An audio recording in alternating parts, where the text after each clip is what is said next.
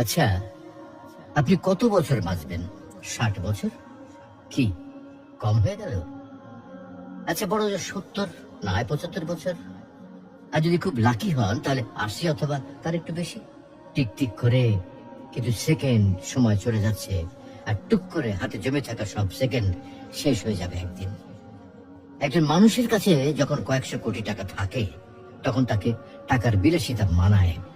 যার কাছে কয়েকশো টাকা আছে, তাকে কিন্তু টাকার বিলাসিতা মানায় না। আপনার আয়ু যদি কয়েক হাজার বছর হতো, তাহলেই সময়ের বিলাসিতা আপনাকে মানাতো। এত অল্প আয়ুতে মন খারাপ, কষ্ট, পচা ব্যাপার স্যাপার গুলোতে সময় নষ্ট সুযোগ কই? তার চেয়ে বরং ফ্যামিলিকে সময় দিন, ভালো বই পড়ুন, টুক করে বেরিয়ে আসুন চমৎকার কোনো জায়গা থেকে। রাত জেগে আকাশ দেখুন, ভোরের সূর্যোদয় দেখুন, সন্ধ্যায় পাখিরা কিভাবে ঘরে ফেরে সেটা দেখুন।